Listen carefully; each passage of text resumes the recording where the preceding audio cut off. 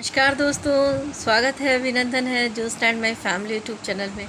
कैसे हैं, केम छो, मजा मस्त रहिए, खुश रहिए, बिंदास रहिए और मेरे वीडियोस को देखिए। आज हम आपको फिर एक अच्छी सी कहानी सुनाने जा रहे हैं। कहानी बहुत सच्ची है मगर अच्छी है। कहानी है एक छोटे से शहर की। रचना अपने घर में बड़ी लाडली थी। माँ बाप थे, दादी बाबा थे, भाई बहन थे।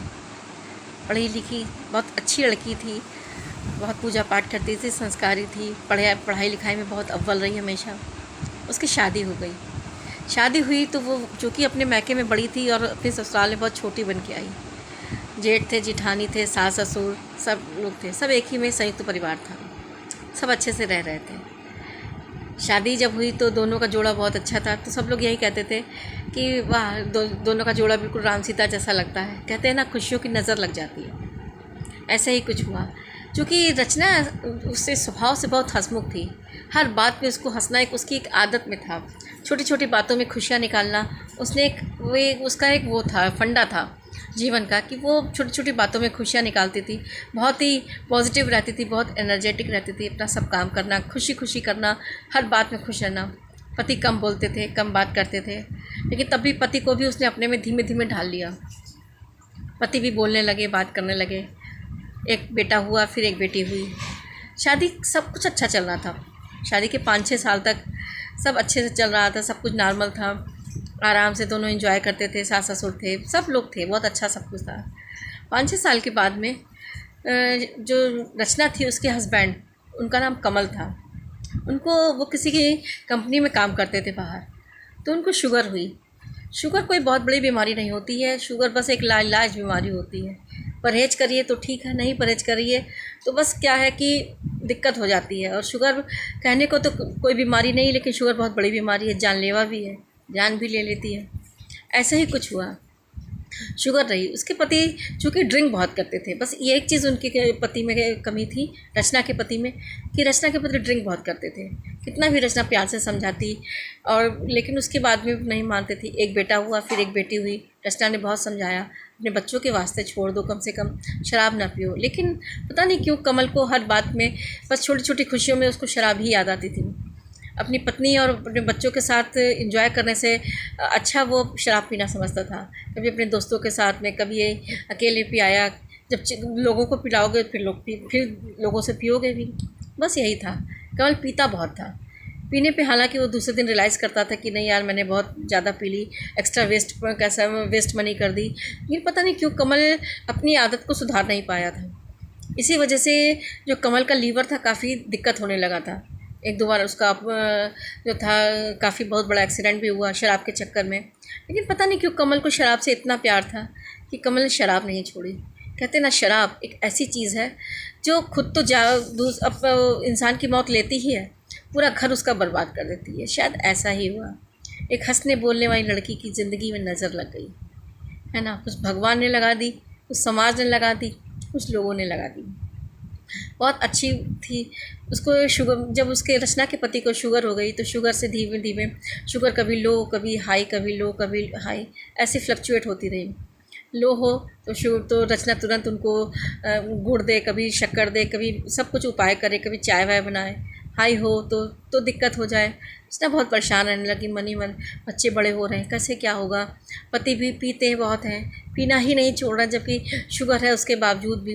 कहते हैं ना, शुगर में शराब नहीं पी जाती है, लीवर पे असर करती है। लेकिन नहीं, कहाँ मानने वाले थे रचना के पति। रचना की एक नहीं सुनते थे। वैसे रचना से प्यार करते थे, सब कुछ करते थे, लेकिन शराब के मामले में रचना की एक नहीं सुनते थे। खैर, धीरे धीरे वक्त बदलता चला गया। रचना भी जॉब करने लगी। जॉब करते करते रचना ने, चूँकि पति भी निकल जाते थे, सर्विस करते थे, बच्चे भी अपने पढ़ ही रहे धीमे छोटे क्लासों में, रचना ने भी जॉब शुरू कर दी। चूँकि जॉब जब करती थी तो पैसे आते थे, तो उसने छोटी छोटी गृहस्थी बनाना शुरू कर दी। अपने पैसों से अपनी बहुत सी गृहस्थी बनाई। हर एक दिन यही सोचते थे कि भगवान ये दिन अच्छा कर देना, मेरे पति शराब छोड़ दें तो मेरा सब कुछ अच्छा हो जाएगा। मेरे बच्चे और हम हमारे पति चारों लोग बहुत प्यार से रहेंगे, बहुत मिल के रहेंगे, सब अच्छा हो जाएगा। बस कहते हैं ना, जब तक इंसान में सांस होती है तब तक आस होती है, और आस होता है तब तक विश्वास होता है। लेकिन पता नहीं क्यों रचना का सांस तो रही, आस भी रहा, लेकिन रचना का विश्वास भी रहा।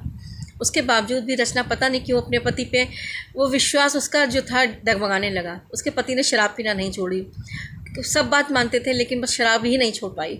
शराब के चक्कर में रचना के पति का जो लीवर था वो बहुत डैमेज हो गया।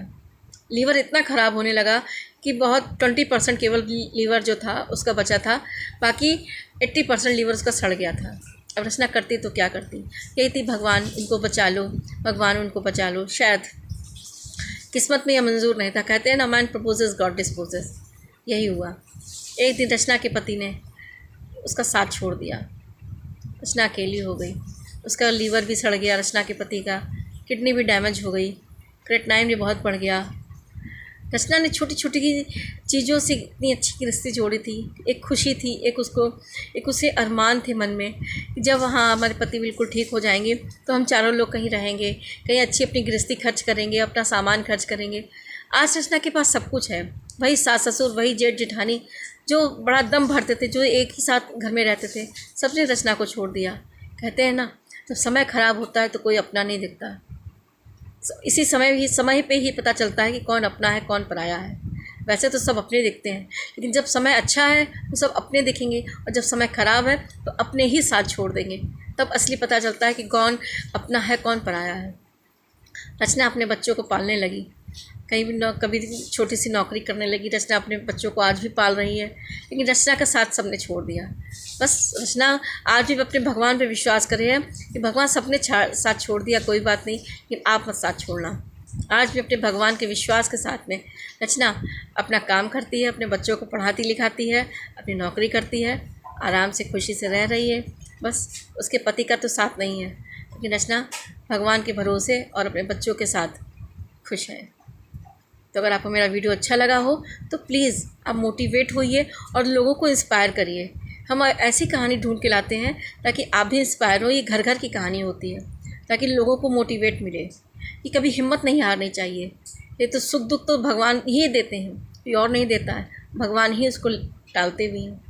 कितना बड़ा रचना पर दुख पड़ा, ये रचना ने अपने दुख को बस उसको सह तो लिया, लेकिन उसको दुख को दुखी में करके तो वो अपना जीवन ही तो दुखी करती। उसके अपने बच्चों को पालना था, अपने बच्चों के लिए जीना था। रचना आज भी बहुत स्ट्रांग है, अपने बच्चों के लिए जी रही है, अपने बच्चों को पाल रही है। भले उसके सास ससुर ने, जेठ जेठानी ने उसका साथ छोड़ दिया, कोई बात नहीं। अच्छे लोग मिलेंगे। जो अच्छे लोग होते हैं वही अच्छे लोगों का साथ देते हैं, है ना। तो अगर आपको मेरा वीडियो अच्छा लगा हो तो प्लीज़ लाइक शेयर कमेंट ज़रूर कीजिए, सब्सक्राइब ज़रूर कीजिए। खुश रहिए, मस्त रहिए। मिलते हैं नए नए वीडियो के साथ। जय माता दी।